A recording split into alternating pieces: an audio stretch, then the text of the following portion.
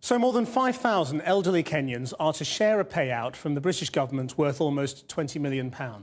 The Foreign Secretary, William Hague, told MPs that the government sincerely regrets the torture and ill-treatment carried out by the colonial administration in putting down the Mau Mau rebellion in the 1950s.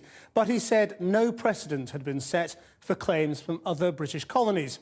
This report by our chief correspondent, Alex Thompson, contains some images you may find distressing. Faced with an uprising in colonial Kenya, the British simply did what they'd done before in Africa. Attack Africans who want their own land back, round up those responsible in concentration camps, torture them, abuse them, and in many cases, murder them. 26 Mau Mau suspects, each wearing an identification number board, are kept under guard before their trial for the recent Lari massacre. At the time, of course, the media were co-opted to support all this as a war against terrorism. Kenya police bring the biggest prize of the anti-terrorist campaign, Dedan Kimathi. Without Kimathi, Mau Mau's days are numbered. 60 years on, and many of the victims have died before seeing victory in this long legal fight for compensation. But it is a typically British fudge. Pay them off, but don't, whatever you do, say sorry or accept liability.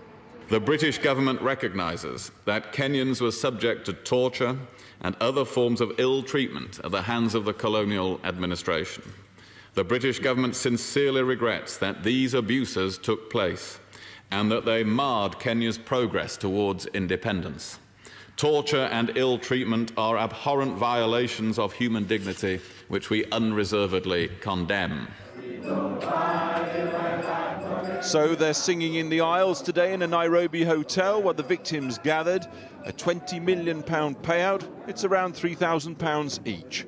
We had 5,228 people who the British government have accepted were tortured or seriously abused by the colonial regime, which is a heck of a lot of people in terms of responsibility for the British. So for the fact that they are prepared to compensate them, give the apology that we've just heard by Mr Hague in the Commons today, is a really historic moment, and my clients would be absolutely over the moon. Except, of course, there was no apology, and the lawyers trousered £6 million of the £20 million payout in legal fees. More than 2 generations on from these scenes, it's been a very long wait, and for some, the payout nowhere near matches the pain. Kutosha, haiwezi kutosha. Enough? It can't be enough. We were detained for 10 years. I was detained for 7 years with my father, who raised me. So the issue of around £3,000 is far from the amount that I should have been paid, or my father, or anyone else who was there during the fight. And though over 5,000 victims will be paid, at least another 8,000 have had nothing. There are other cases that are not covered by this settlement, notwithstanding that the government and the Foreign and Commonwealth Office has been made well aware of them, and proceedings are ongoing in the High Court. So there are still a large number of Kenyans whose cases are not resolved by this settlement, which is unfortunate.